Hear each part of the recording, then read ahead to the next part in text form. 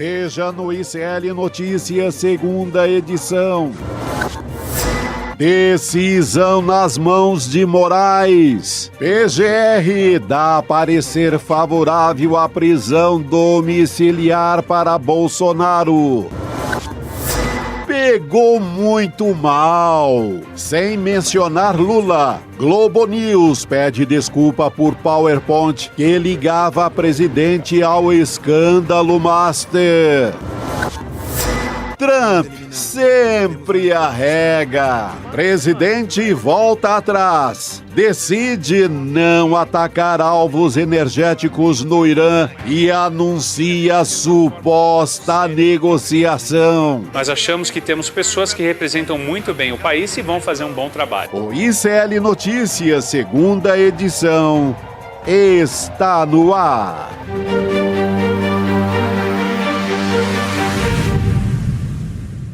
Olá, boa tarde. Seja muito bem-vindo, seja muito bem-vinda. O ICL Notícias, segunda edição, está começando. Estamos ao vivo em todos os nossos canais. Mais uma semana começando, segunda-feira, dia 23 de março de 2026, com o noticiário em Brasília já bombando. Chico Sá, boa tarde para você, meu querido. Boa tarde, Gabi. Boa tarde, audiência. Olha, ano de eleição, vai ser assim até novembro, até fechar o último voto, Gabi. Mas estamos firmes para cobrir tudo isso. Firmes, daqui a pouquinho em Brasília com Heloísa Vilela também, que vai chegar para conversar com a gente sobre a possível e próxima, parece que já está próxima, a prisão domiciliar do Jair Bolsonaro. Chico, vem aí, falamos muito sobre isso na semana passada.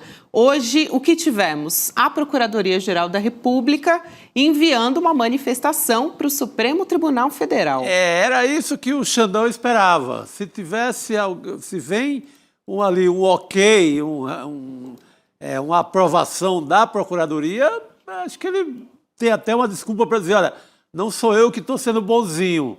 A Procuradoria já pediu, só me resta liberar. Eu continuo a favor de uma junta médica independente. Depois daquela dancinha do Flávio Bolsonaro lá em Rondônia, com o pai na UTI, eu passei a desconfiar muito do estado de saúde real dele, sabe? Eu acho que aquela dancinha é uma dancinha de quem sabe que o pai não está morrendo assim, entendeu?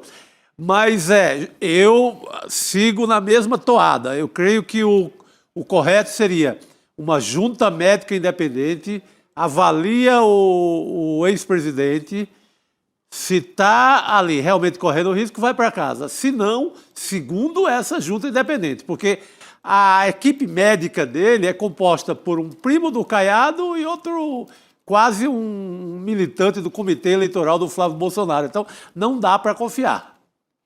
É isso, Chico. Eu acho importante você ter levantado essa questão, né? Porque vem num momento muito suspeito, como você coloca. Eu queria trazer aqui um trechinho do que disse o PGR, o Paulo Gonet. A gente tem aqui um trecho do que, enfim, qual que é a justificativa. Ele diz o seguinte, abre aspas para você que me acompanha também na tela: a evolução clínica do ex-presidente, nos termos como exposto pela equipe médica que o atendeu no último incidente, recomenda a flexibilização do regime em linha com o que admite o Supremo Tribunal em circunstâncias análogas. Essa decisão agora está nas mãos do ministro Alexandre de Moraes. O ex-presidente, só para vocês terem uma ideia de como é que está a perspectiva também de saída do hospital, porque isso pode influenciar bastante nessa decisão. Ele continua internado com pneumonia, só que ele tem previsão de deixar a UTI até amanhã.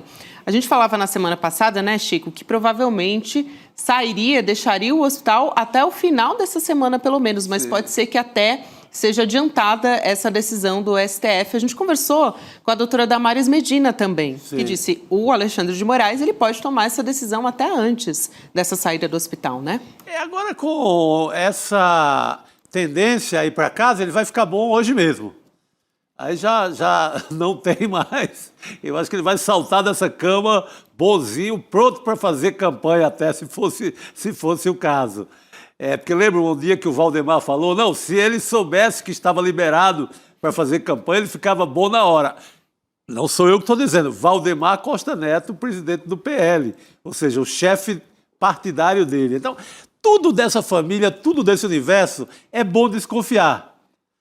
A PGR pode até mandá-lo para casa, o Xandão assinar, liberar. Mas eu, como bom afilhado de São Tomé, fiel de São Tomé, eu sigo desconfiado.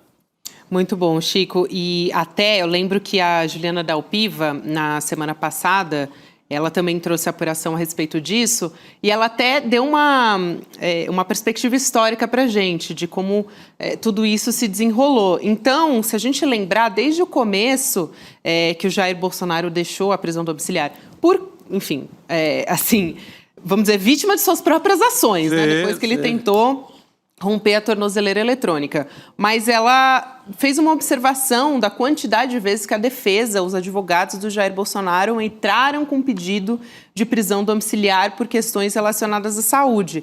E aí ela disse, agora, com essa internação mais longa, é mais uma justificativa para eles poderem ter os argumentos ali, olha, fizemos X pedidos de prisão domiciliar em razão de saúde do Bolsonaro e nenhum deles foi atendido, porque aí entra com aquela questão da narrativa, né, de uma prisão que é política, enfim, são mais elementos para os advogados do Bolsonaro trabalharem também. Ah, sim, não, e eu acho que começou a ter meio um acordo, assim, você vê que a dita mídia hegemônica, ou a grande mídia brasileira, começou a ser muito favorável a essa prisão também em casa. Você começa a ver que passou a ser construído um acordão ali para manda o Bolsonaro para casa.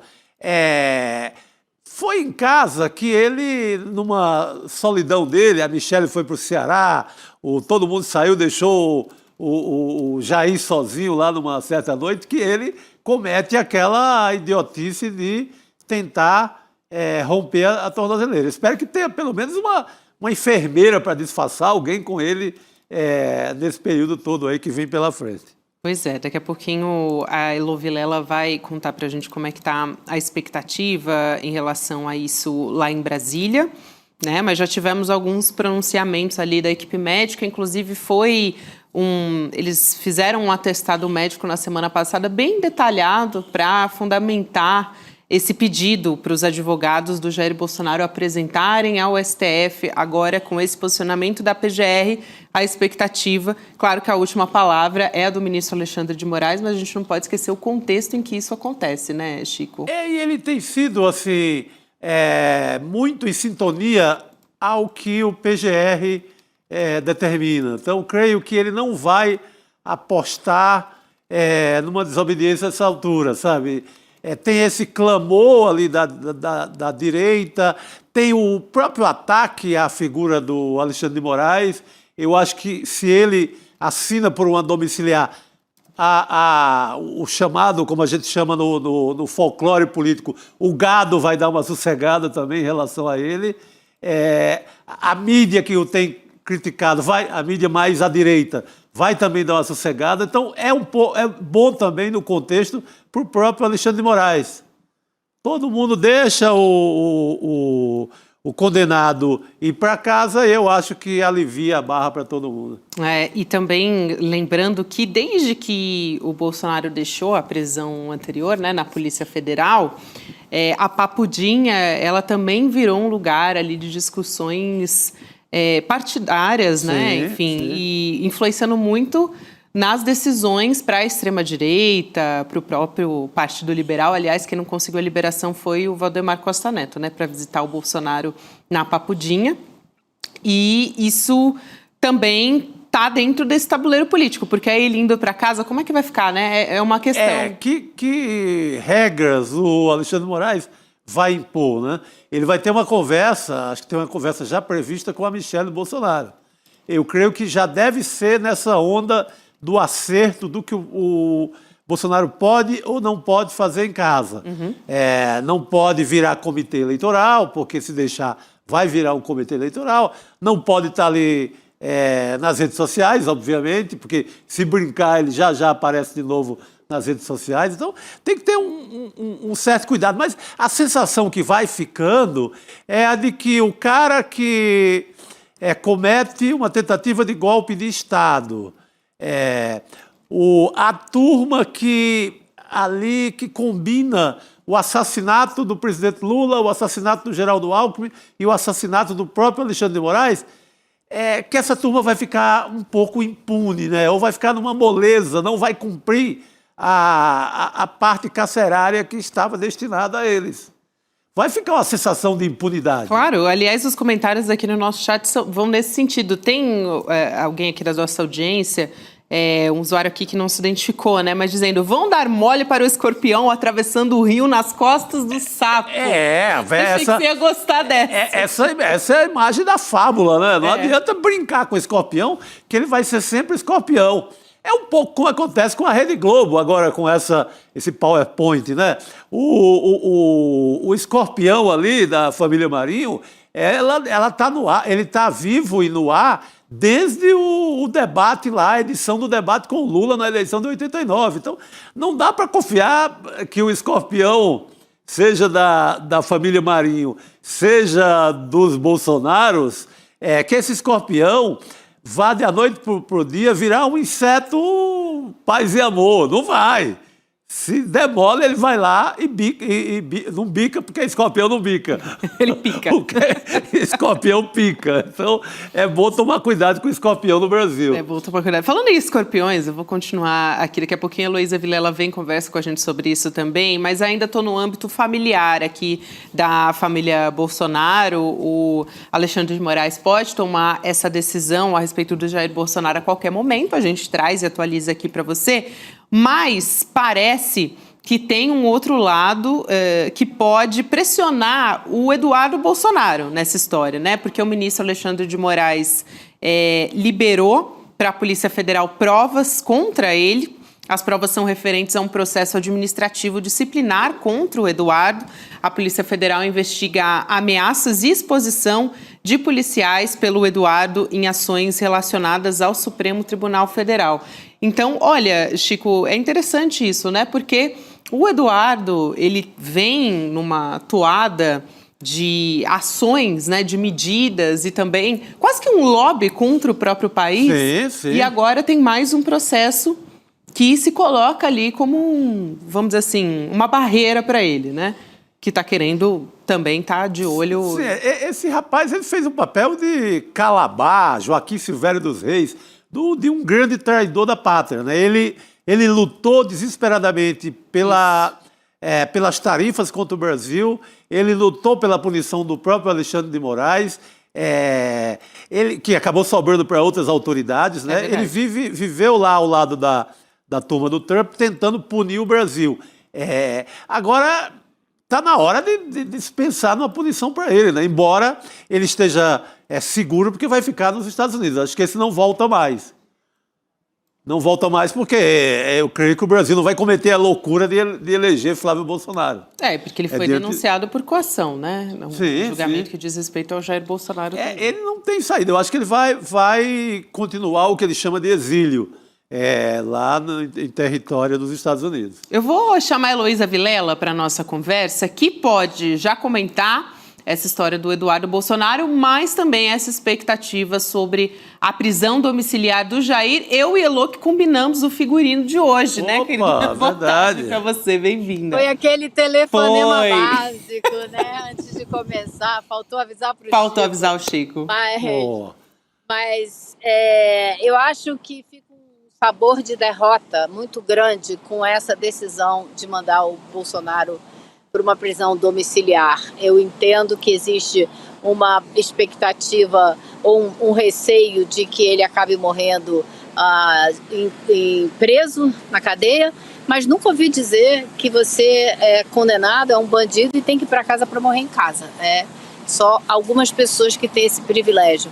E me parece que o Bolsonaro vai ser uma delas. Então é uma sensação péssima de apenas 3 a 4 meses preso, uma pessoa que tem 27 anos de prisão decretada, e a gente vai ter que assistir a movimentação política na porta da casa dele. Espero que essa domiciliar dele venha com regras muito claras de quem pode entrar na casa dele, quantas vezes. É claro que só de sair da cadeia ele já vai ter um acesso a todas as decisões políticas que na cadeia ele não teria. E é exatamente isso que preocupa porque ele não poderia estar jogando o jogo político, ele que tentou destruir a democracia. Então, é uma situação muito ruim, muito séria, e o filho dele, espero que esse processo vá adiante. O ministro Alexandre de Moraes disse que é legítimo, sim, pegar provas que foram já levantadas num outro processo e usar agora nesse processo da tentativa de atrapalhar, né, falando português claro, Eduardo tentou atrapalhar o julgamento do 8 de janeiro, e é por isso que ele está sendo julgado, virou réu para ser julgado se foi um crime que ele fez ou não, essa tentativa de interferir, de atrapalhar o processo, né?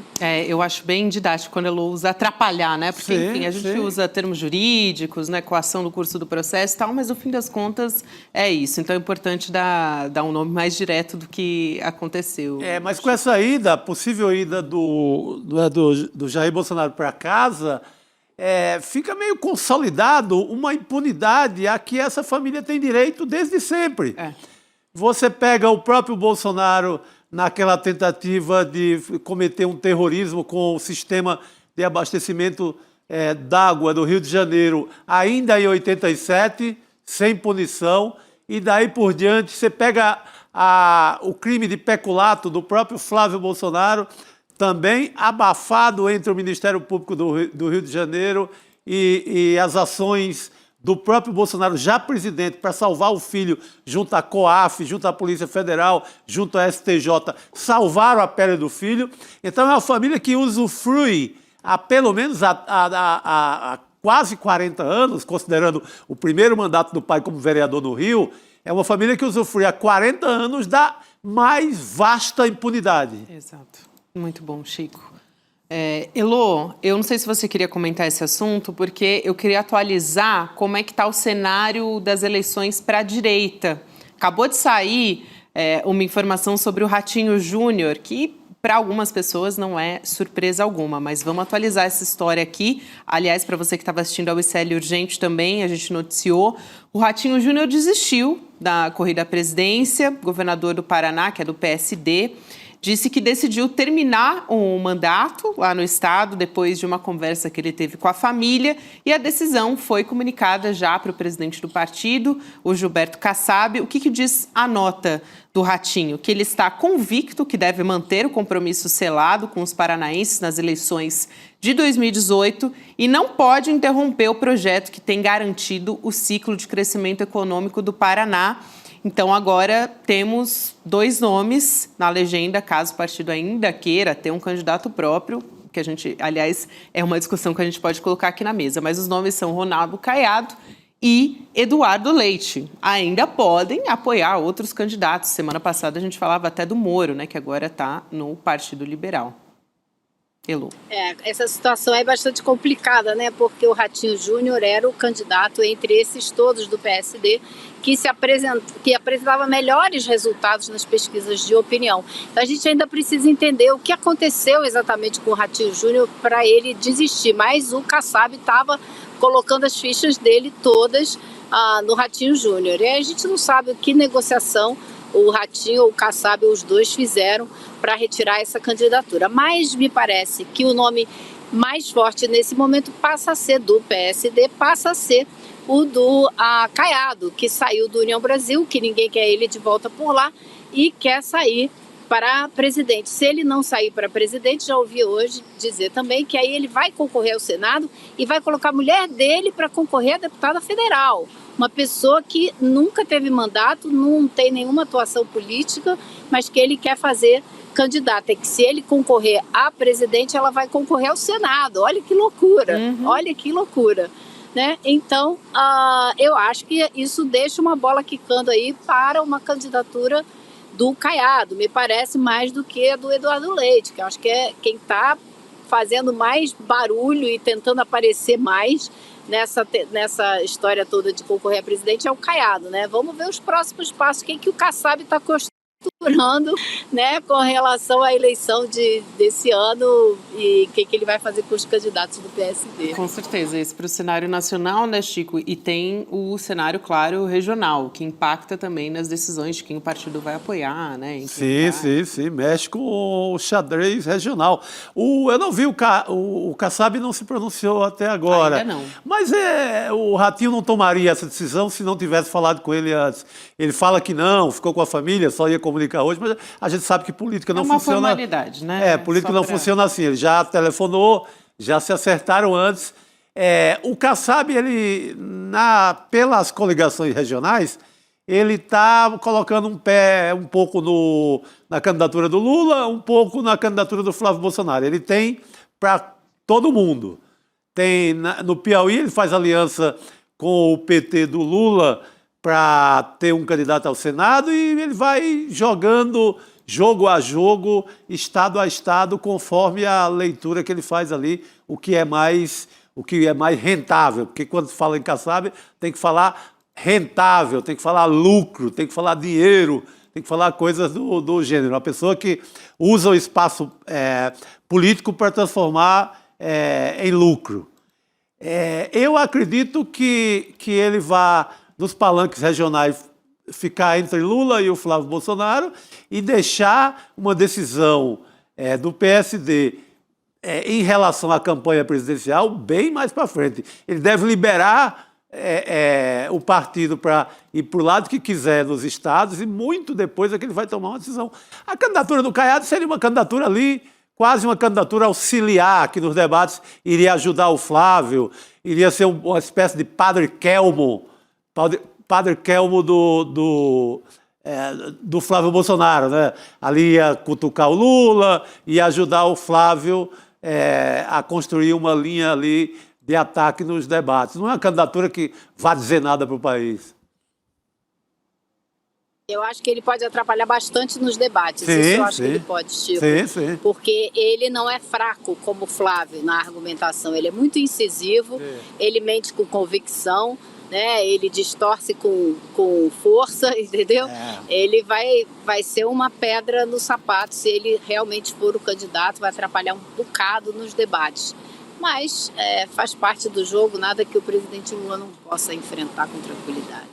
Isso. Elô, eu quero, falando em presidente Lula, trazer ainda um outro assunto importante aqui, que foi uma nota lida durante o programa Estúdio I, na tarde desta segunda-feira, a Globo News divulgando um pedido de desculpas depois da exibição de um quadro na última sexta-feira que sugeria a incriminação do presidente Lula no caso envolvendo as fraudes do Banco Master. Vocês estão vendo aí na tela, o PowerPoint mostra ali figuras, né? Tem o presidente Lula, que dá para ver, tem o chefe do Banco Central, o Gabriel Galípolo, o ex-ministro Guido Mantega, tem a estrela do PT. Tem uma estrela recordada. O que me chama mais a atenção desse... Parece aqueles trabalho mal feito de aluno vagabundo de quarta série, né?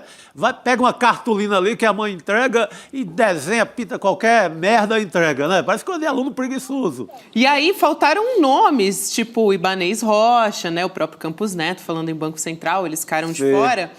E lembra muito aquele quadro, você falou do quadro do aluno, né, Chico? Mas também o do Deltan Dallagnol, né, da Lava Jato. Que é outro aluno preguiçoso, né? Pois é. Que é esse clássico que você está vendo aí na tela. O que teve nessa retratação, gente, para passar para vocês? A emissora reconheceu o erro no uso desse material, afirmou que o conteúdo não refletia adequadamente o rigor editorial adotado pela redação, só que pediu desculpas, só que esse comunicado não mencionou o presidente Lula diretamente, o nome do presidente, né? E a errata informa que não incluiu alguns nomes, como os ex-diretores do Banco Central, mas não cita o Roberto Campos Neto, que era o presidente do BC, quando o Banco Master, né, efetuou as negociações fraudulentas. Ao longo desse final de semana, esse material repercutiu muito nas redes sociais, causou assim, uma enxurrada de críticas, né, Lô? E até o próprio Pedro Barciela, analista de redes, ele informou que 84% dos comentários sobre o assunto foram potencialmente negativos para a Globo News. Ao todo, esse levantamento dele monitorou 159 mil publicações nas últimas 72 horas. Então, dá para entender esse posicionamento. Vou te passar, Elô, a palavra. Eu acho que tem 2 pontos muito importantes nisso aí. Esse é o primeiro, é a pressão que eles sofreram. E eu acho que as organizações Globo, elas se esquecem que o tempo mudou, que o mundo não é mais aquele quando as organizações tinham aí 80% da audiência na época das novelas mais incríveis e o Jornal Nacional tinha quase 80% da audiência. Esse tempo acabou. Hoje em dia você tem as mídias sociais que, com todos os problemas e que vão nos dar muitíssima dor de cabeça nessa eleição divulgando fake news, mas elas também hoje exercem um papel importantíssimo na formação da opinião pública para reagir a coisas como essa. E foi exatamente o que aconteceu. Então, a TV Globo vive, às vezes, uma nostalgia de achar que ela ainda comanda, né, uma opinião pública que hoje em dia é muito mais fracionada e tem muito mais meios de você pressionar uma empresa como a Globo do que você tinha antigamente. E o segundo ponto que me vem à mente é o seguinte: foi um erro, né? Eles dizem, foi um erro, foi um equívoco. Bom, eles não fizeram uma errata nem uma correção, porque eles não fizeram o PowerPoint correto como deveria de ser para substituir esse. Eles não pediram a ninguém para tirar das redes sociais esse PowerPoint esdrúxulo e mentiroso e intencionalmente sacana, porque eu acho que aí é o ponto. Não se faz um PowerPoint desse numa empresa como essa sem passar por decisões, por avaliações, por aprovação superior.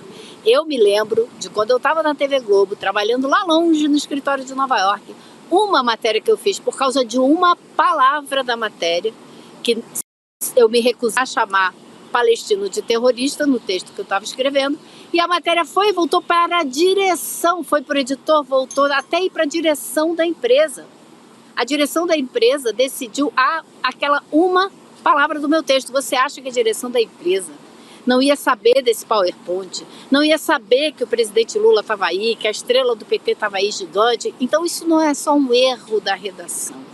Isso aí, na minha opinião, sugere uma intenção clara da direção da empresa, deixando já à vista de quem quiser analisar o caminho tortuoso que a gente vai seguir nessa eleição presidencial. Isso é apenas o começo das coisas que vêm por aí e que essas empresas vão fazer para tentar derrubar a candidatura do presidente Lula. Chico, eu vou te passar a palavra, só avisar para quem está nos acompanhando aqui que tem uma enquete no nosso chat, para quem nos acompanha pelo YouTube, e a pergunta é justamente essa: o pedido de desculpas da Globo News sobre o PowerPoint que liga Lula ao escândalo Master é suficiente? E já tem uma boa parte aqui votando que não, muita gente comentando a respeito disso também. Votei não, acabei de votar não e vou explicar minhas razões. Eu acho que teria que dizer por que explicar os equívocos que eles reconhecem. Por que o presidente Lula naquela posição? Por que a estrela do PT? Por que falta o Ibanez Rocha? Por que não está o Roberto Campos Neto, que era o comandante do Banco Central quando o Master foi cevado e cresceu? Então, carece de mais explicação. E concordo com o Elô, não é coisa de estagiário. Não dá para culpar estagiário. É uma tentativa de impor uma versão. Está em disputa no momento a ideia de se o escândalo do Banco Master pega mais à esquerda ou à direita ou todo mundo. Desde o princípio desse escândalo, há uma tentativa da Rede Globo de dizer, no mínimo, que é uma coisa pluripartidária, que vai pegar todo mundo, sempre jogando, espalhando a sujeira para todo mundo, para evitar dizer que é um escândalo da direita e da extrema-direita. E também do centro, porque está lá o Ciro Nogueira do Centrão, está lá o Rueda do Centrão, e etc. Então, no mínimo, uma tentativa de pregar uma versão, de sair adiante ali, influenciar o seu público com a versão de que o escândalo Master tem a ver com o PT do Lula. Então, carece sim de uma explicação mais detalhada. Elô, eu vou te liberar, porque daqui a pouquinho a gente vai te chamar de novo com uma entrevistada bastante especial. Então, até daqui a pouco a gente volta a conversar. E, Chico, eu vou continuar aqui conversando contigo, porque logo depois os parlamentares do PT divulgaram um vídeo ironizando esse PowerPoint e, como disse a Elô, eles não refizeram o PowerPoint, mas nós fizemos. O ICL, daqui a pouco a gente vai colocar aqui na tela. Dorme no ponto. Mas antes, vamos colocar aqui o trecho desses parlamentares, né, que são Paulo Pimenta, o Rogério Correia e o Alencar Santana, falando a respeito desse pedido de desculpas. Vamos assistir. Pelo som.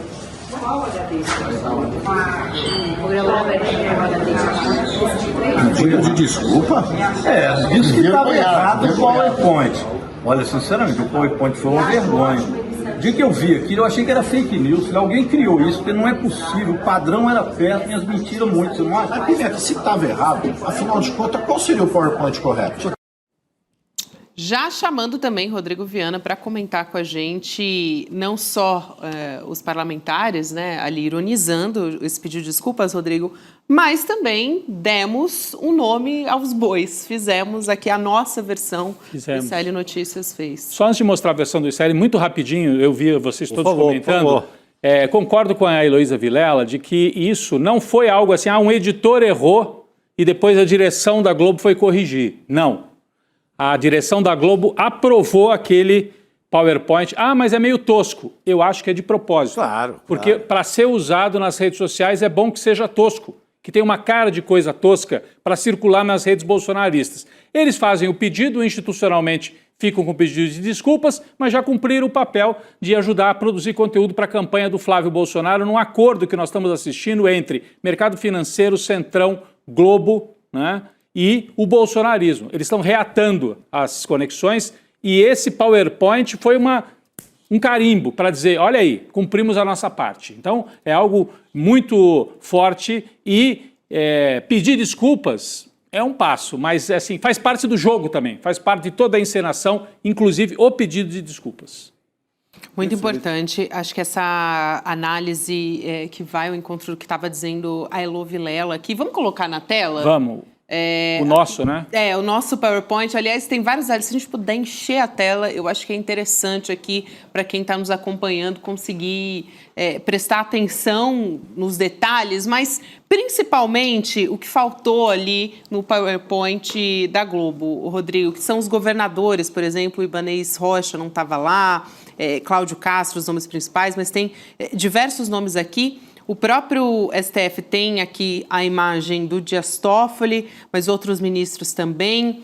Tem o núcleo político, que tem políticos da direita, né? Ciro Nogueira, principalmente, é a figura que a gente mostra, mas Antônio Rueda, Nicolas Ferreira, Jair Bolsonaro, Tarcísio de Freitas, Flávio Bolsonaro, Banco Central, que faltou no PowerPoint deles também, né? Roberto Campos Neto, era a gestão dele, Rodrigo. Não, Gabi, para mim a maior cara de pau daquele, mais até do que a estrelinha do PT, é colocar o Galípolo, que é o presidente do Banco Central. No lugar do Campos Neto.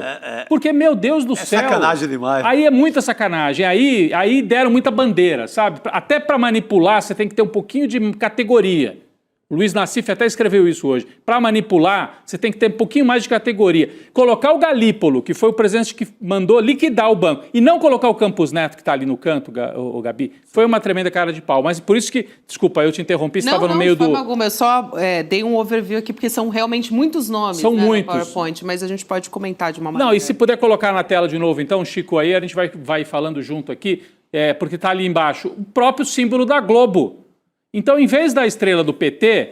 A Globo foi parceira do Vorcaro, a editora Globo, naquele evento lá de Nova York que nós mostramos, que foi bancado em boa parte pelo Vorcaro. Ele falou no evento, foi tratado como amigo no evento e bancou camarote da Globo lá no Carnaval. Então tem que estar na PowerPoint. E um outro nome é o Nelson Tanuri, que está ali do lado direito do Vorcaro, como comandante. É um nome de bastidor do mercado financeiro. O Chico Sá sempre lembra dele, porque ele comprou o Jornal do Brasil e deixou quebrar. Deixou nossos colegas sem fundo de garantia. Sem fundo de garantia. Então, e algumas pessoas dizem que ele é o verdadeiro dono do Banco Master. Que o Daniel Vorcaro seria apenas o rosto público do Banco Master. E quem teria intermediado seria esse personagem aqui que é apontado como o tráfico internacional, né? Ele foi a pessoa que apresentou? A reportagem da Alice e do Flávio VM Costa, aqui do ICL, que mostra que pode ter um braço do narcotráfico também no Banco Master. Então, aí você tem você tem uma arte completa, você tem todos os personagens da parada. Quer dizer, os representantes de cada segmento. O Ciro Nogueira como um representante ali da direita e do centrão. Você tem o Nelson Tanuri como o comandante do mercado financeiro, que ele é hoje o cara metido em qualquer negócio. Você pega privatização da Sabesp, tá lá o Tanuri num braço da privatização. É o cara que está em qualquer grande negócio de fundos da Faria Lima no mercado, tem o Tanuri no meio. Principalmente com órgãos públicos, com governos, como foi o caso da privatização da Sabesp. Então, tá o Fabiano Zettel, tá o Ibanez Rocha.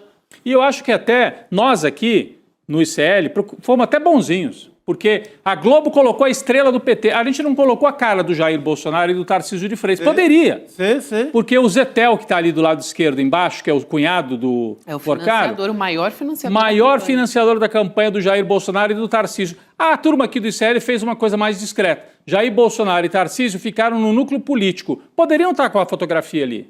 Poderiam. Claro. Porque já tem muito mais elementos para ligar o Bolsonaro. A ligação é muito mais forte. Muito mais forte. Então, gente, o que a TV Globo fez vai ficar marcado nesta campanha. Já houve outros eventos parecidos em campanhas anteriores. A manipulação do debate do Collor. A Folha de São Paulo fez aquela ficha falsa da Dilma. Sequestro do Abílio Diniz, em 89. Que o Romeu Tuma vai lá e coloca camisas do PT nos sequestradores. Então, ficou marcado. A diferença é que, acho que vocês já comentaram, né? Hoje a Globo tem menos poder do que tinha no passado. Em 72 horas, por malandragem, pediu desculpas, mas o serviço sujo já foi feito e está rodando aí nos grupos de zap do bolsonarismo. Está rodando, mas também o nosso analista de redes levantou a maior parte de comentários nas redes sociais são negativos. O estrago, de crítica. O estrago para a imagem institucional da Globo está feito. Como é que ela se apresenta agora como a porta-voz do jornalismo profissional? O que eles fizeram aí não é jornalismo profissional, é picaretagem jornalística. Picaretagem. Falando em jornalismo profissional, Rodrigo, e também sobre a gente pegar e transformar isso num PowerPoint, teremos um documentário original do ICL sobre o caso do Banco Master. É muito interessante porque esse também é só um gostinho dessa linha do tempo que esse documentário vai construir, dessa investigação, pegar todos os detalhes, os nomes dessa teia, porque é um caso muito complexo, aliás, que ainda está se desenrolando, mas teremos a estreia do nosso documentário original do ICL, O Golpe do Banco Master, no dia 31 de março. Você pode acompanhar, garantir a sua vaga. Vai ser numa terça-feira, às 8 horas da noite. Um evento especial com o Eduardo Moreira e com a Débora Maganho, um evento de lançamento. Vai em icln2.com.br, deixa o seu e-mail, vale muito a pena, justamente para você poder acompanhar e depois ter com propriedade ali todo o envolvimento dessa teia do Master. Se você estiver assistindo pela televisão, você pode apontar o seu celular aqui para a tela, nesse campo aqui, ó, no cantinho, tem o QR Code também que você pode aproximar e garantir a sua vaga. Vamos à frente. Muito bem, vamos em frente? Opa! Até porque o cenário internacional não está nada fácil, né, gente? Mas hoje a gente vai falar de um recuo também. Dá para entender como um recuo? A gente vai começar com um dos assuntos da coluna do Jamil Chad no nosso site, já convidando o Jamil para se juntar à nossa mesa redonda aqui do N2 também. Jamil, boa noite para você. Boa noite, Gabi. Boa noite a todos. Bom estar aqui com vocês. Bom estar aqui com você também. Jamil também recebeu o convite ali para vir de vermelho. A Elô Vilela recebeu. Agora você e o Chico ficaram de fora. Eu acho que me acharam com cara de tucano. Porque não, esse é o Azul Brizola. Ah, Brizola, obrigado. Me salvou. Esse é o Azul Brizola. Só a gravatinha. Só ia para os debates, o comício, com esse tipo de azul aí. E com eu lembro que eles tinham um canguru na gravata. Sim. Eu estou combinando com todos os nossos convidados de hoje, mas Jamil, enfim, e Elô são da casa. Jamil, o que disse o presidente Donald Trump hoje, né? Que adiou por 5 dias os ataques contra usinas de energia do Irã, que ele tinha prometido. Tá nas redes sociais do Donald Trump, a gente vai colocar aqui na tela para ilustrar também. Ele diz: tenho o prazer de informar que os Estados Unidos da América e o Irã tiveram, nos últimos 2 dias, conversas muito boas e produtivas a respeito de uma resolução completa e total de nossas hostilidades no Oriente Médio. Com base no teor e no tom dessas conversas aprofundadas, detalhadas e construtivas que continuarão ao longo da semana, ele diz que instruiu o Departamento de Guerra a adiar todos e quaisquer ataques militares contra as usinas de energia e infraestrutura energética iranianas por um período. Só que o que aconteceu? Assim que o Donald Trump faz esse anúncio, o governo iraniano desmente. Não tem negociação nenhuma. Não sei dessa conversa, não. Foi onde essa conversa? Né? Pois é, Jamil, me parece assim que o Trump até o filme dele, né, a biografia do Donald Trump é sempre o claim victory, né? Assim, ele tem que se mostrar vencedor a qualquer custo, mas me parece que assim um claro recuo do Donald Trump, essa manifestação que é logo desmentida, né, dessas negociações com o Irã. Olha, Gabi, é muito difícil de a gente decifrar o que está de fato por trás. Mas vamos tentar justamente colocar todos esses elementos. Você se lembra que no início da guerra, no dia 28 de fevereiro, na verdade, dia 1º de março, Donald Trump disse que a guerra ia levar 3 semanas. Estamos na 3ª semana. Então, eu não sei se faz parte justamente daquela previsão inicial e ele não quer desmentir a ele mesmo, porque ele vai dizer, olha só, eu tinha dito que eram 3 semanas de guerra e que depois a gente iria resolver esse problema. É muito complicado também entender, porque hoje ele deu várias entrevistas para vários meios de comunicação dos Estados Unidos e o que eu fiquei sabendo é que foi ele mesmo que ligou para essas várias redes, várias emissoras. E em cada uma delas, ele contou uma história diferente, Gabi. Ele contou para alguns que, na verdade, já está acontecendo uma mudança de regime no Irã. Você não percebeu, Chico? Já está acontecendo, viu? Já mudou. Ninguém lá percebeu. Mas, enfim, o que ele está dizendo é que, na verdade, o plano está absolutamente em dia. O problema é que esse plano muda tantas vezes quanto os mísseis, basicamente, americanos em Teherã. Né? Nós estamos vendo uma mudança, por exemplo, não só do objetivo da guerra, mas também da dimensão do que é vitória. O que é exatamente vitória? Ninguém sabe hoje definir, pelo menos do lado americano, o que seria uma vitória. Então, vamos lá. Donald Trump, então, hoje começou o dia anunciando que estava em negociações com o Irã e que daria mais 5 dias. Muito bem. Horas depois, o Irã disse, horas não, na verdade, pouco tempo depois, o Irã disse, olha, nós não estamos em negociação, nem direta e nem indiretamente. Nós consideramos que isso é uma tática de Donald Trump para ganhar tempo e, ao mesmo tempo, ver uma redução no preço do petróleo, né, e que, de fato, aconteceu nas 2 primeiras horas, se eu não me engano, o petróleo caiu em 12% o valor, ou seja, é absolutamente real que isso aconteceu, que houve a queda do preço do petróleo. Agora, o que o Irã está dizendo é que não existe esse processo negociador. Chegamos no final do dia com uma frase de Donald Trump um pouco mais diferente. Ele disse o seguinte, que na verdade ele está dando um novo ultimato para o Irã. Ele está dando mais 5 dias, mais uma chance para que o Irã chegue a um acordo de paz com os Estados Unidos, o que é diferente. Né? Ele tinha dito que estava em negociação. Agora ele não está dizendo que está em negociação. Agora ele está dizendo que ele está dando um novo prazo, basicamente, para o Irã. Então é muito complicado entender uma guerra entre um líder autoritário que usa a mentira como instrumento político e, do outro lado, um regime autoritário que, obviamente, não tem liberdade de expressão, não existe imprensa livre no Irã. Então, dos 2 lados, nós temos um problema muito sério em saber qual é a resposta. O fato, e aí também é muito importante, o fato é que a declaração de Trump, e não o fato em si, não a negociação em si, a declaração de Trump fez o mercado, de fato, respirar aliviado. Então, eventualmente, nós estamos vendo uma jogada, uma manipulação a partir de informações que se referem, obviamente, ao conflito bélico, mas com impacto no mercado. Claro. Então, vamos ter muita cautela, vamos esperar até sexta-feira, que é o prazo que ele está dando, para saber o que vai acontecer. Só que enquanto isso, com isso eu concluo, Gabi, prometo, enquanto ele diz que existe esse prazo, adivinha, os mísseis continuam caindo sobre Teherã, né? E aí, obviamente, fica essa incoerência de versões. Ô, Rodrigo, eu queria te passar a palavra também, só queria antes trazer a fala do Donald Trump, falando que o Estreito de Hormuz vai ser reaberto muito em breve e diz que gostaria de controlá-lo também junto com o Irã. Olha o que ele diz, vamos lá. Será um controle conjunto, talvez entre mim e o Ayatollah, seja lá quem for o próximo Ayatollah. E também vai ter uma forma muito séria de troca de regime. Nós achamos que temos pessoas que representam muito bem o país e vão fazer um bom trabalho. Vai falando qualquer coisa.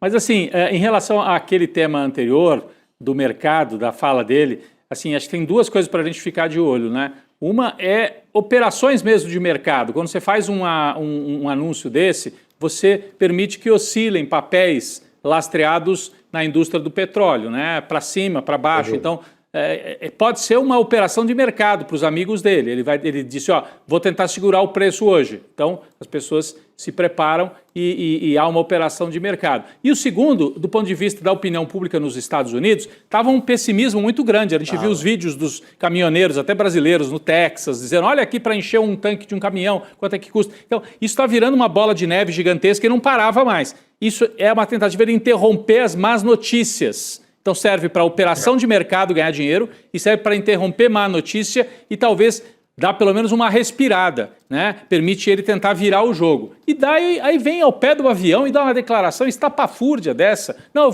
eu vou administrar junto com o Ayatollah. Ele não sabe nem quem é o Ayatollah mais, que eles bombardearam o colégio dos Ayatollahs. Enfim, é uma sequência de completa alucinação. Só que esse homem que acha que governa o mundo hoje. Quem é que deu para ele o mandato de governar também o Estreito de Hormuz? Impressionante, ele vai se autodeclarando. É quase que uma realidade paralela diplomática, né, Rodrigo, que ele está criando ali. Numa das frases, durante o dia de hoje, que agora não sei nem mais para qual emissora foi, ele disse que talvez, por que não, uma cooperação entre Estados Unidos e Irã no controle de Hormuz. Sim. Mas calma aí, o Estreito de Hormuz não faz parte do teu território. Por que você teria o direito de administrar o Estreito de Hormuz ao lado do Irã?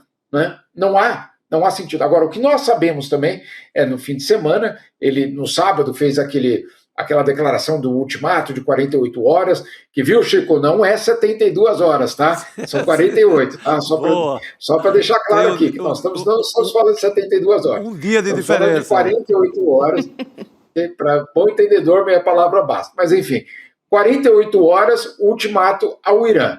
E aí ele recebeu várias ligações, inclusive por parte dos sauditas, com o seguinte recado. Olha só, se explodir a região e se você de fato for fazer um ataque maior contra o Irã, nós já sabemos que o Irã vai atacar as nossas refinarias de petróleo na Arábia Saudita.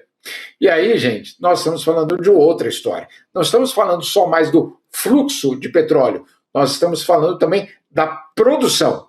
É diferente. É diferente. Uma coisa é você fechar a artéria por onde passa, etc., é gravíssimo, etc. Mas no dia que você abre, você reabre. E ponto final. Agora, uma história muito diferente é a explosão, a destruição de campos de petróleo ou de refinarias. Aí nós estamos falando de um problema estrutural muito mais sério que não é resolvido no dia seguinte. Então, esse alerta foi feito pela Arábia Saudita para o governo Trump. E aí, no dia seguinte, hoje, segunda-feira, eis que temos essa notícia de que, então, não há mais esse prazo de 48 horas, agora foi estendida. Primeiro não foi estendida, primeiro havia uma negociação. Agora não, agora na verdade é uma extensão de mais 5 dias para aquele prazo dado no sábado, que era de 48 horas, para uma guerra que começou, que ninguém sabe exatamente por quê, e cujos objetivos nós não fomos informados ainda. Muito bom. Jamil, eu queria trazer um outro assunto aqui, também da sua coluna no nosso site, que traz um fôlego. A gente está precisando também, né, de um fôlego no cenário global, dos candidatos socialistas que venceram as eleições municipais de algumas das principais cidades francesas, gente, consideradas um termômetro do que pode ser a disputa pela presidência do país no ano que vem. O socialista Emmanuel Grégory foi eleito prefeito de Paris numa aliança com os ecologistas, prometendo manter políticas ambientais, portanto. Já na segunda maior cidade da França, Marselha, a esquerda também venceu, mesmo com 40% dos votos sendo da extrema-direita. E a esquerda derrotou também a extrema-direita em outras 5 grandes cidades. Então, esse cenário traz um pouco de esperança, vamos dizer assim, apontando para o ano que vem e também olhando para a Europa, né, em como os países têm se comportado em relação à eleição de personagens da extrema-direita, né, Jamil? Gabi, isso é importante, porque às vezes alguém pode, eu tenho escutado isso aí no Brasil, mas calma aí, por que a gente precisa saber da eleição municipal na França? Né? Nós, brasileiros, por que isso é um tema para nós? Bom, não é um tema para nós a gestão de Paris ou gestão de Marselha, não é essa a questão. A questão é que ela serviu justamente de termômetro para a gente saber se a extrema-direita tem esse potencial de fato de levar a presidência da França em 2027 ou não. E aí, vamos colocar aqui no contexto, se a extrema-direita vence na França, nós estamos falando sim de uma ruptura absolutamente histórica na Europa. Sem dúvida nenhuma, nós estamos falando de algo de uma proporção, de um terremoto de uma proporção inédita desde o final da Segunda Guerra Mundial. A extrema-direita chegar ao poder na França significa, obviamente, um impacto político muito além das fronteiras francesas. Então, por isso que tentar entender ou sentir para onde vai os ares políticos na França agora na eleição municipal era importante. E aí, o que nós estamos descobrindo é que a força da extrema-direita ela é impressionante, sem dúvida nenhuma, mas ela não conseguiu os seus objetivos. Quais eram os seus objetivos? Ganhar uma grande cidade francesa. Na verdade, se transformar na maior força política da França pelas eleições municipais. Isso não aconteceu. As 3 grandes cidades, como o senhor falou, Marselha, Lyon e Paris, foram mantidas no campo da esquerda, no Partido Socialista, um partido que ao longo dos últimos 10, 15 anos vinha perdendo força de fato, né? Tinha sérias dificuldades para inclusive concorrer em alguns locais e ganha nessas 3 principais cidades. É verdade, a extrema-direita continua ganhando em muita cidade do interior da França. Aqui do lado de Genebra, do outro lado da fronteira, só para vocês entenderem, Genebra faz fronteira com a França. Ela toca, muita gente mora do lado francês, inclusive, e trabalha em Genebra. Nas cidadezinhas ao lado aqui de Genebra, a extrema-direita ganhou. Ela ganhou. Que são essas cidadezinhas aqui? O campo, né? Na verdade, a área rural da França. E a extrema-direita ganha em vários desses locais. Agora, claro, o que nós estamos vendo é que nos grandes centros urbanos, a extrema-direita ainda não é a força que ela pretende ser. A França profunda, né, que está ali pertinho do Jamil, né? A França profunda nesses vilarejos, aquelas pequenas cidades, esses aí, pelo jeito, indo para a extrema-direita. Só uma observação bem rápida, o Partido Socialista na França é um partido bem moderado, né? Um partido de centro-esquerda, quase de centro, assim, né? Assim como o Partido Socialista português também. Eu acho curioso porque a esquerda mais ferrenha francesa é a França insubmissa, né? Que se desenvolveu, enfim, cresceu muito nos últimos anos. Mas quem tem mostrado aí capacidade de fazer frentes para enfrentar a extrema-direita é uma esquerda moderada, uma centro-esquerda que faz uma grande frente democrática e aí derrota a extrema-direita. Tem sido assim na França e em Portugal também, né? Portugal acabou de eleger um presidente de centro-esquerda contra um sujeito de extrema-direita do partido Chega, né? Isso. Jamil, muito obrigada. É sempre um prazer te receber por aqui no N2, querido. Valeu, querido. Até mais. Obrigado, Gabi. Um beijo aí. Boa noite a todos. Boa noite. Jamil Chad aqui trazendo sempre em primeira mão para a gente noticiário internacional. E quero te convidar hoje, 7 horas da noite, tem entrevista do Chico Pinheiro com o Henrique Vieira, deputado federal, pastor e também ator, escritor. Vamos assistir um trechinho da conversa do que nos espera hoje aqui no Chico Pinheiro Entrevista? Vamos lá. A maior parte hoje do segmento evangélico, que é plural, não é um bloco fechado, monolítico, com um líder e todo mundo pensando do mesmo jeito. Uma igreja católica, né? Não é. A maior parte do campo evangélico hoje está nas chamadas igrejas não denominacionais. Então, por exemplo, não é Assembleia, não é Universal, mas também não é batista, nem presbiteriana. São essas igrejas que se multiplicam no dia a dia. As pessoas se unem em torno de um carisma, da Bíblia, da pregação, de uma liderança, daí alugam um espaço e tem uma nova igreja evangélica. Que igreja é essa? É universal? Não. É Assembleia? Não. É do protestantismo histórico? Não. Mas qual é a autodeclaração ali? Nós somos evangélicos.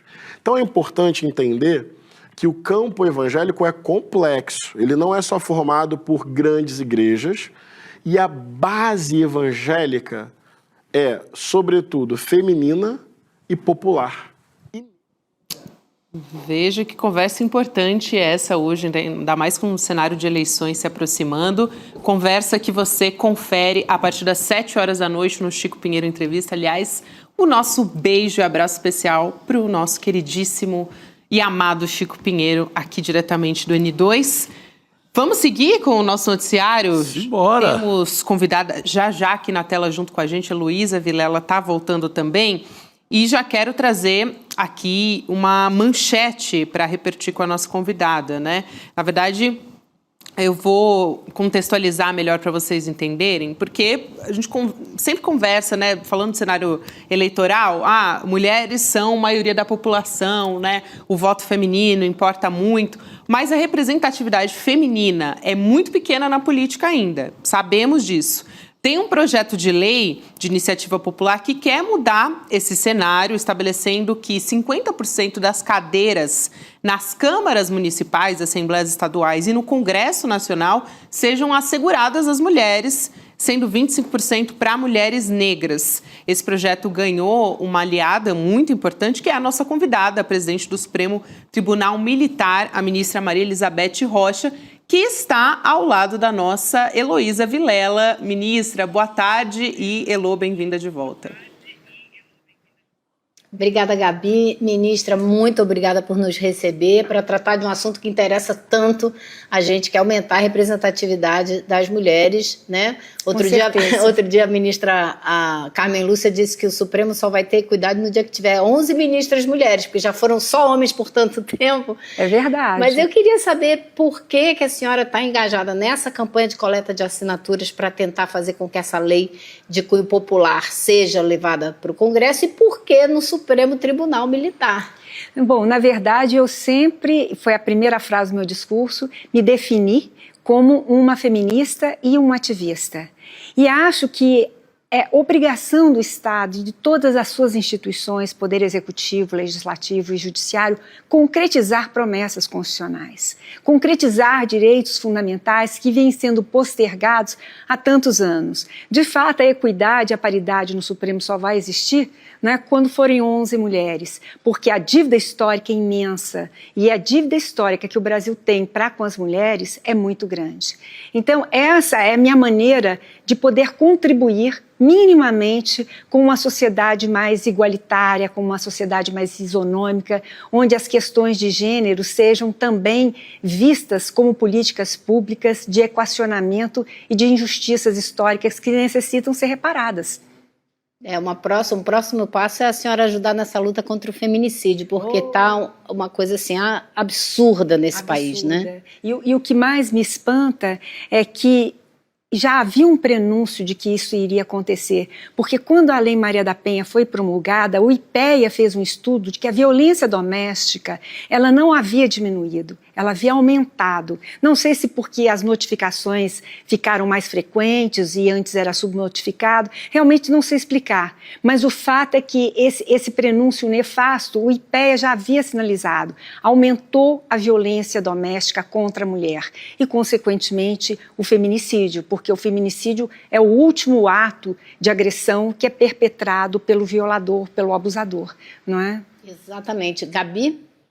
Ministra, eu queria também aproveitar a sua presença aqui para repercutir sobre a PGR se pronunciando, se manifestando hoje favorável à prisão domiciliar ao ex-presidente Jair Bolsonaro, né? Agora, o ministro Alexandre de Moraes, do STF, vai tomar uma decisão a respeito disso e, consequentemente, também está sendo discutida a questão das patentes, né, dos militares envolvidos no golpe do 8 de janeiro, né, na trama golpista. Eu queria ouvir a sua análise a partir disso. Enfim, discutimos muito aqui no programa hoje a sensação, né, que isso fica para a sociedade, apesar, claro, de termos, enfim, ritos que são do processo judicial e direitos que são direitos de todos os brasileiros, em tese, né?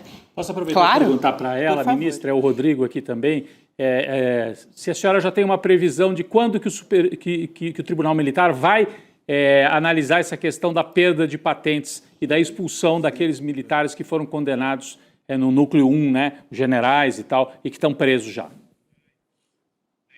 Eu vou responder por partes, vou começar respondendo ao Rodrigo.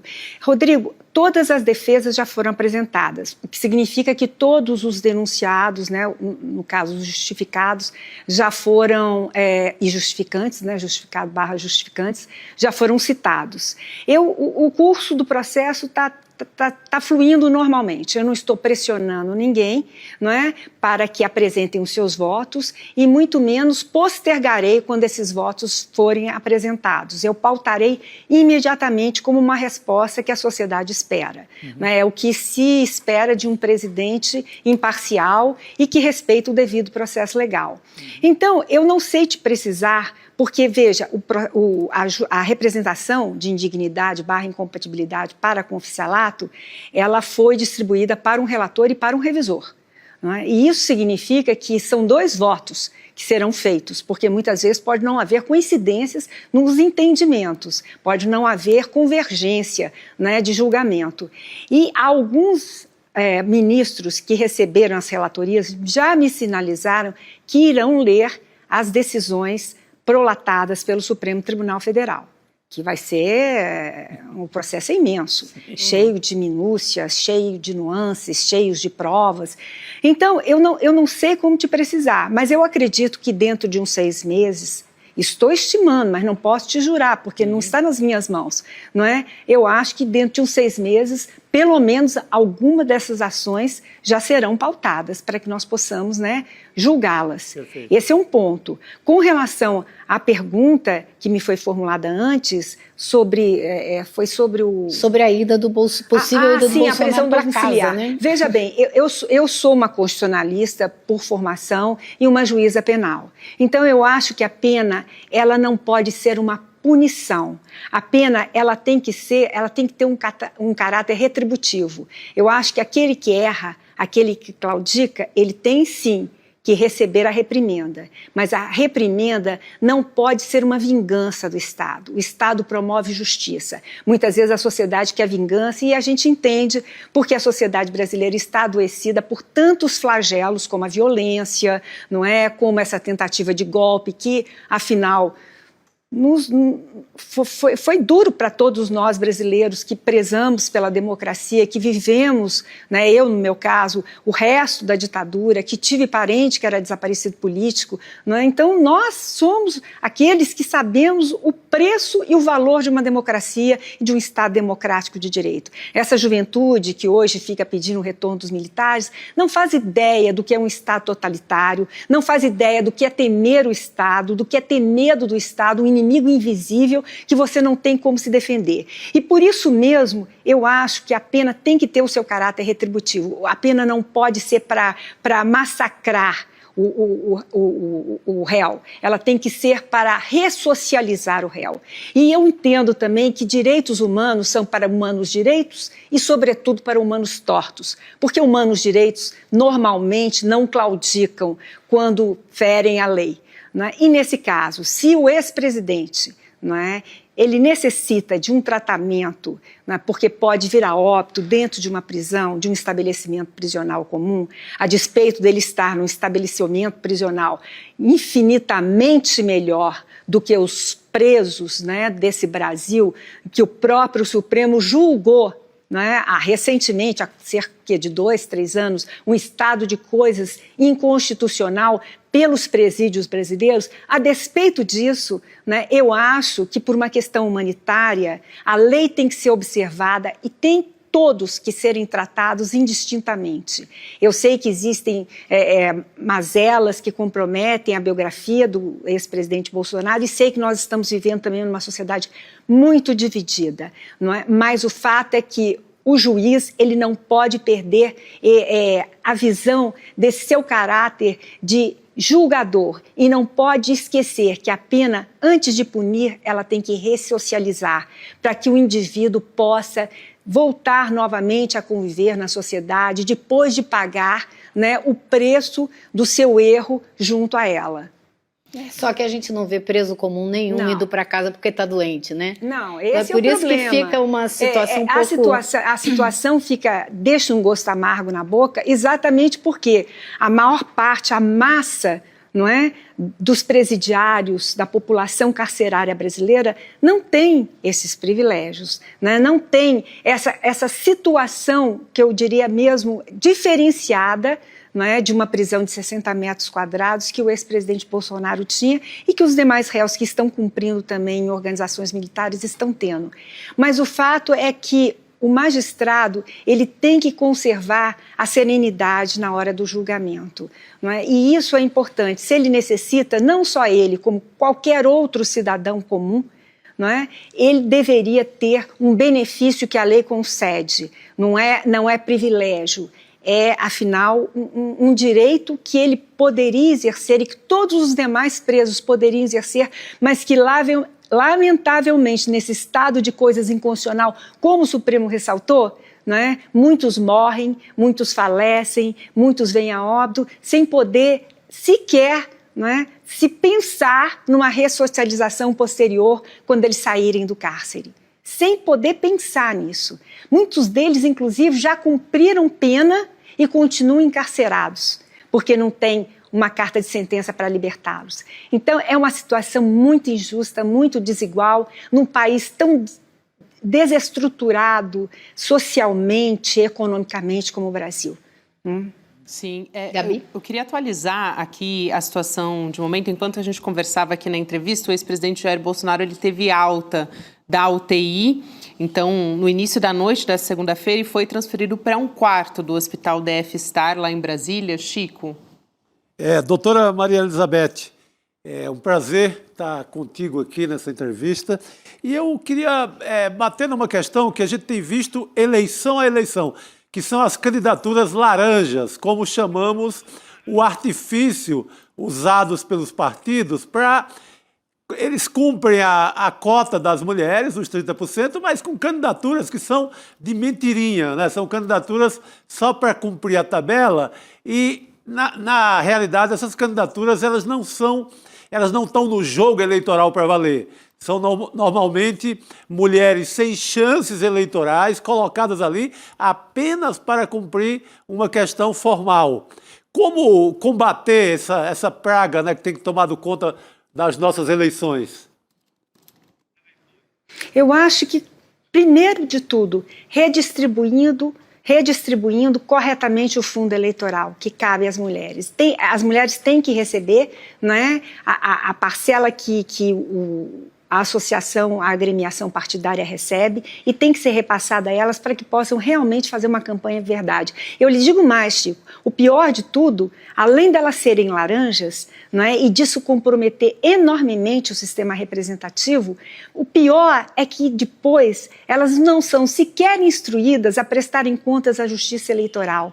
E como elas não prestam contas à Justiça Eleitoral, elas se tornam inelegíveis nas próximas eleições. Veja só que que sistema espúrio, né, de abuso, de aproveitamento, de comprometimento mesmo do regime democrático. Eu costumo dizer que, apesar de tudo, não existe nada mais saudável para a democracia do que a representação político-partidária. Eu sei que ela tem mazelas, que ela tem erros, mas não se descobriu nada melhor ainda para substituir o sufrágio e o voto. Portanto, nós não podemos abrir mão dele. Agora, é preciso, sim, que a sociedade, e sobretudo, né, que as agremiações políticas, os partidos políticos que são intrinsecamente patriarcais, eles observem essa regra de que as mulheres têm que ser representadas. Por isso eu defendo a paridade de cadeiras, que a Argentina já tem há décadas, desde o governo Menem.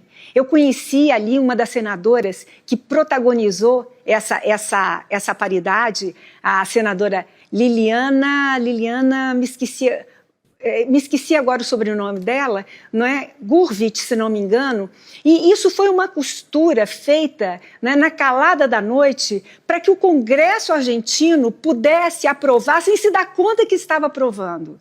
E veja, hoje em dia não se fala mais em cotas, em cadeiras já não são suficientes. A lei do batom foi importante a seu tempo, mas se mostrou ineficaz. Então, realmente, é preciso que tenhamos mais mulheres na política. Veja, eu estou aqui, eu vou até ler para não correr o risco de dar informações equivocadas. As mulheres somam hoje 51% da nossa população, sendo que 21% dessas brasileiras são mulheres negras, não é? E elas ocupam apenas 17% dos mandatos nos legislativos todos, estaduais, municipais e federal, não é? No ranking internacional parlamentar, o Brasil está dentro dos 183 países, na 133 posição, na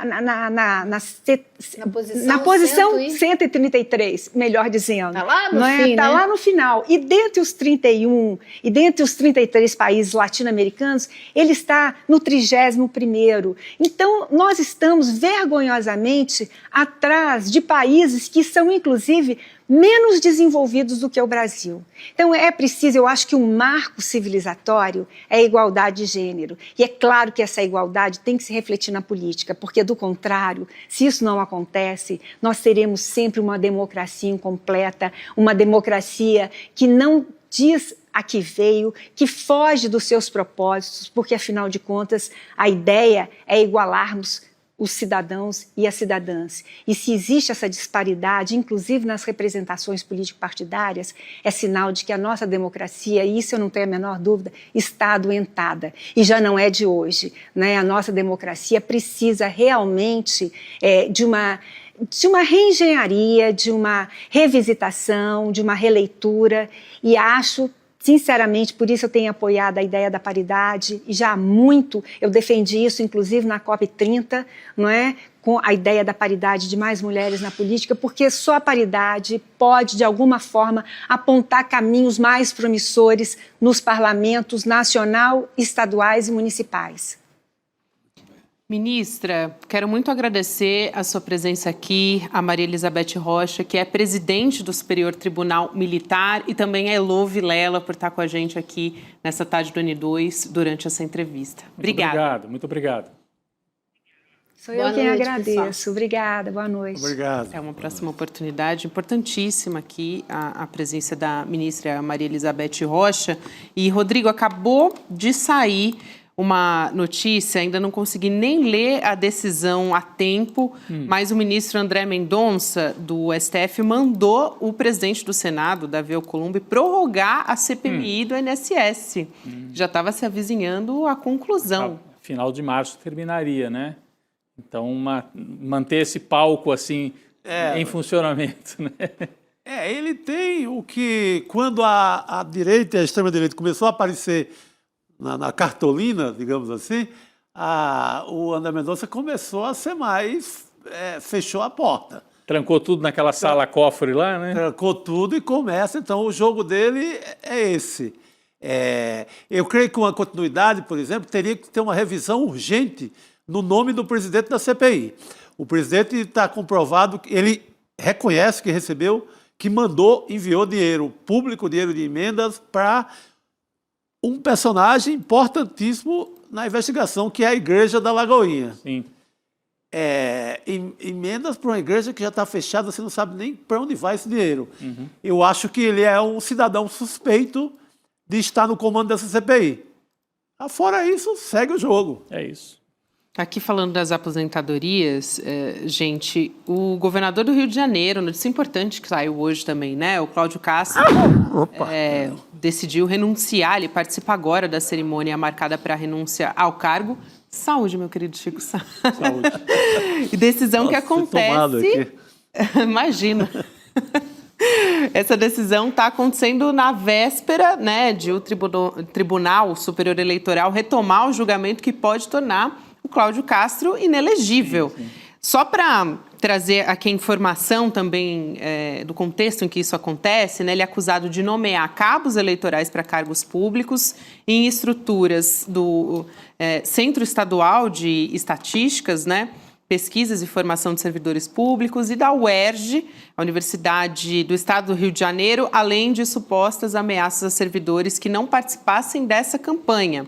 O Ministério Público Eleitoral afirma que o governador, ou pelo menos, né, governador até o momento... até agora, né? O Thiago Pampolha, que é atualmente conselheiro do Tribunal de Contas do Estado, fazem parte de um esquema de contratação secreta de cerca de 27 mil pessoas e um caso que veio à tona depois dos trabalhadores sacarem em espécie cerca de 248 milhões de reais em caixas eletrônicos, gente. E quero aqui, claro, relembrar que esses cargos secretos... vieram, né, aquela matéria que veio do Igor Melo, né? Sim, o Rubem Berta e o Igor Melo, dois repórteres do Rio de Janeiro. O Igor Melo que trabalha na nossa equipe. Trabalha na nossa equipe. À época, eles estavam no portal UOL. Rubem Berta e Igor Melo. Isso aí. Então, decisão importante também. Esse é um dos maiores escândalos, né, eleitorais e da máquina pública que... desde aquele escândalo do Banezé em São Paulo. O Rodrigo, como... mais ou menos contemporâneo, não sei se você lembra daquele escândalo do Banezé. Braço do Banespa, né? Braço do Banezé, que é muito parecido esse escândalo com o Banezé. Você emprega 30 mil pessoas da noite para o dia, todas viram cabos eleitorais, eleitores, tudo junto. Então você ganha uma eleição. Acho que ajudou a eleger o Fleury, não foi isso? Elegeu o Fleury. Fleury, governador. Então você cria você compra uma eleição. É o que aconteceu com o Cláudio Castro. O caso Ceperge, né, que foi a denúncia dos colegas jornalistas. Exatamente, Rodrigo. Muito bem. Vamos chamar aqui o nosso convidado, Luiz Nassif, para participar com a gente hoje. Já vou trazer também o contexto, né, em que o Nassif vem conversar com a gente, mas, de qualquer forma, Nassif, a gente estava com muita saudade de te receber aqui no N2. Bem-vindo. Bem-vindo. Igualmente.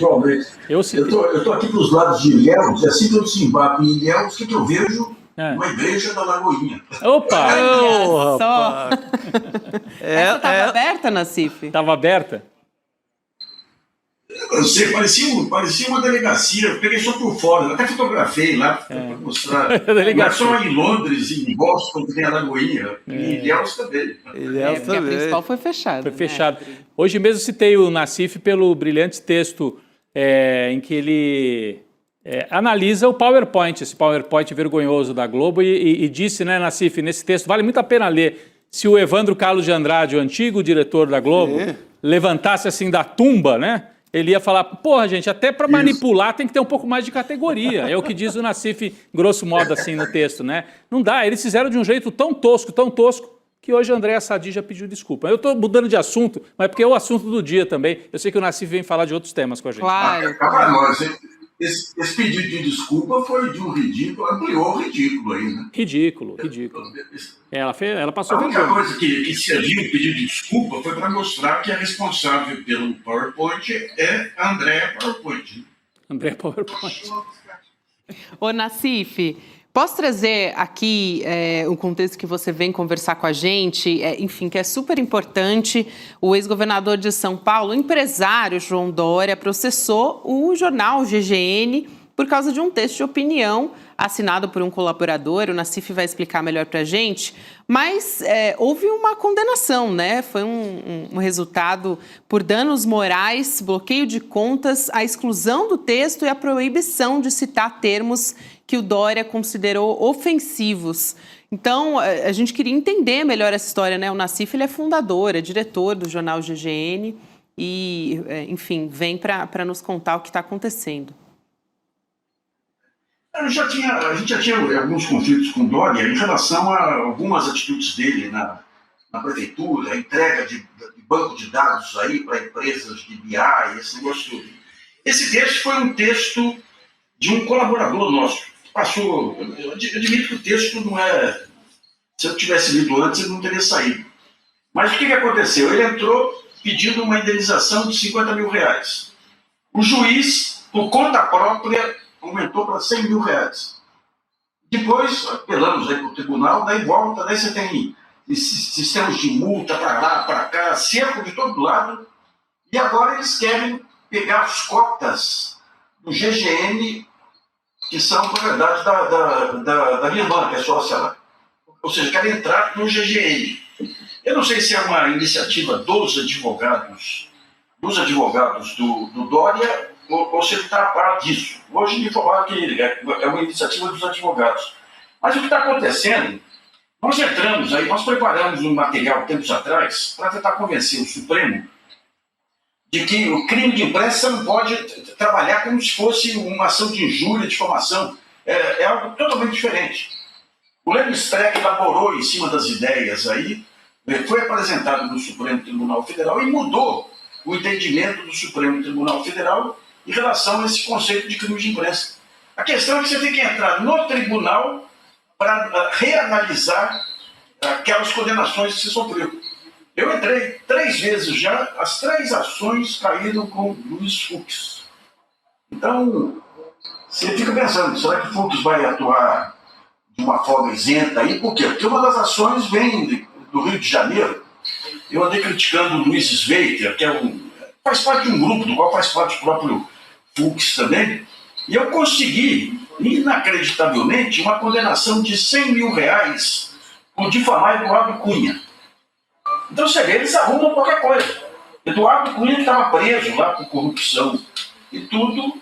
Eu fiz um artigo com várias denúncias contra ele, todas estão fundamentadas. Tinha uma que havia uma dúvida qualquer, ganhei em primeira instância, apela, vai para o Rio de Janeiro, e chega no Rio de Janeiro, um desembargador ligado ao Luiz Sveiter me condena R$100 mil.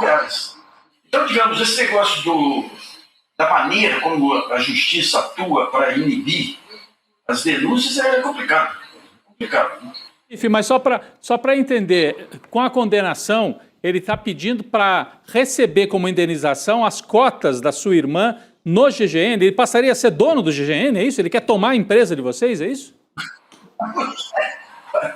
Se o cara quer a cota, o que ele vai fazer com a cota?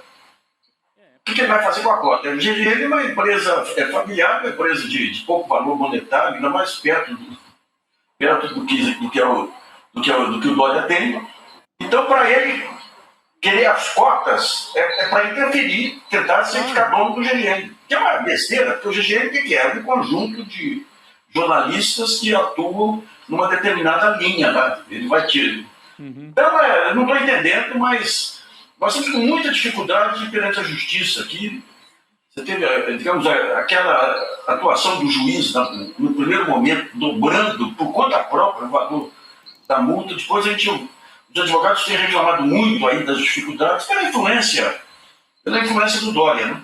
Então, o que nós estamos fazendo, a gente montou uma vaquinha com os leitores aí para tentar fazer aí, enfrentar mais um terremoto. Então, era isso que eu ia te perguntar. Então, tem uma vaquinha no Catarse, é isso? Um catarse.me/processo Dória, é isso? É isso. E tem o Pix também, que é no jornal jornalggn.gmail.com. Certo. jornalggn.gmail.com. Nós estamos fazendo aí, os leitores têm dado um bom retorno aí, uma boa solidariedade. Mas é complicado, sabe? Quando você vê, às vezes, o pessoal falando da coragem dos colegas da grande imprensa de fazer denunciar Deus. Eles têm um departamento jurídico por trás, tem a retaguarda do grupo jornalístico. Então é enrolado.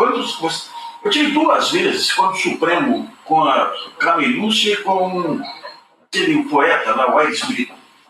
Eles tentaram montar algo aí de defesa da imprensa com o Conselho Nacional de Justiça.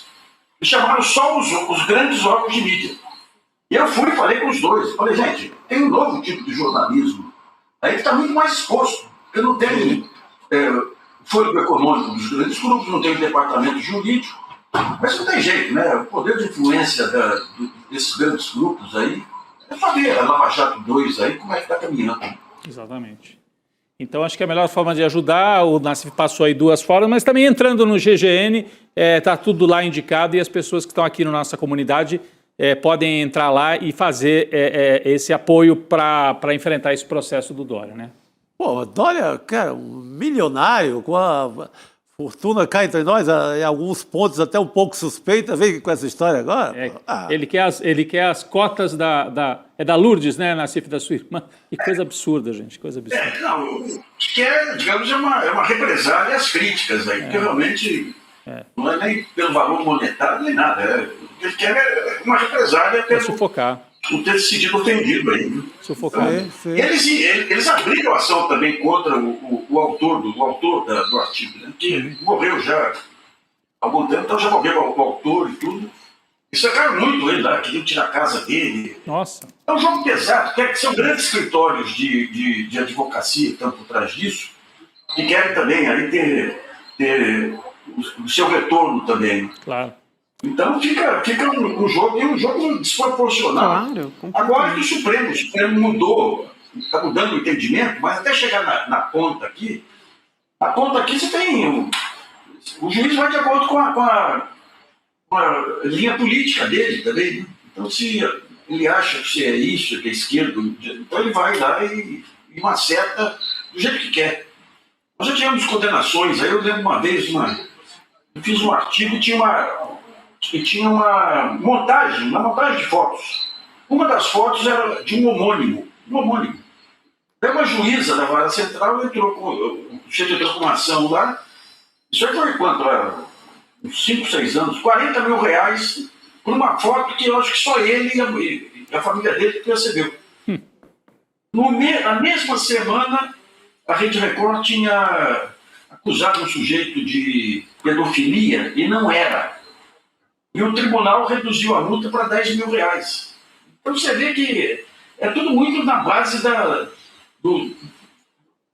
interferência política, da linha política do juiz. Né? É muito complicado. É complicado fazer jornalismo. Cada vez mais complicado. Nassif, de qualquer forma, quero reforçar aqui a nossa solidariedade aqui no ICL e reforçar também que a gente estava com muita saudade de conversar com você, meu querido. Muito obrigada pela sua presença. Obrigado. Gosto muito de vocês aí, pessoal. Gosto muito de vocês. Um grande abraço. Um abraço. Boa noite, Nassif. Até a próxima, Nassif. Nassif que faz um trabalho importantíssimo ali, né? É um pioneiro, né, nesse jornalismo dos blogs, dos sites. A gente chama de GGN, ele começou com o blog do Nassif, né? Foi dos primeiros a fazer esse trabalho. E hoje está incorporado ali no GGN. Meu colega de Folha de São Paulo no século XVII. De longa data, né? Ainda passava bonde. Na experiência de vocês. Ainda passava bonde ali na frente do jornal. Não, estou exagerando um pouquinho só. Gente, quero agradecer aqui quem votou na nossa enquete, hein? Agora há pouco a gente comentou também com o Nassif, rapidamente, né, sobre o pedido de desculpas da Globo News. E a pergunta do nosso chat era: o pedido de desculpas sobre o PowerPoint que liga Lula ao escândalo Master é suficiente? Tivemos aqui, assim, uma esmagadora maioria votando não. Quantos 96%. Poxa vida. 4% sim. Obrigada pela sua participação. Obrigada também ao Eliezer Miguel, Ivani Lourenço, Celene Jacobina, Oswaldo Guerra, José dos Santos Ferreira, que participaram com a gente comentando aqui no nosso chat do YouTube. E agora teremos CP Entrevista, né? Chico Pinheiro Entrevista com o deputado pastor Henrique Vieira, uma conversa importantíssima também para olhar para o cenário eleitoral, e também o Henrique Vieira é um escritor, filósofo, então vem coisa boa por aí. É isso aí. Vamos acompanhar? Vamos. Por favor. Boa noite, pessoal. Até amanhã. Você sabia? O ICL tem uma plataforma digital de cursos. Reunimos em um único lugar tudo o que você precisa para se desenvolver profissionalmente, culturalmente e espiritualmente. São mais de 300 cursos com os melhores professores do Brasil e do mundo, abordando os temas mais importantes da atualidade. Aprenda sobre política, arte, filosofia e até 7 idiomas diferentes pelo preço de um hambúrguer. E tem mais! Além dos nossos cursos, nosso espaço conta com mais de 250 documentários, e-books exclusivos, clube de descontos e o melhor de tudo, a própria rede social, um espaço livre de censura onde você poderá conhecer e trocar experiências com as pessoas que fazem do ICL a maior comunidade progressista do país. A revolução começa no senso crítico e a liberdade se dá pelo conhecimento. Faça parte hoje mesmo.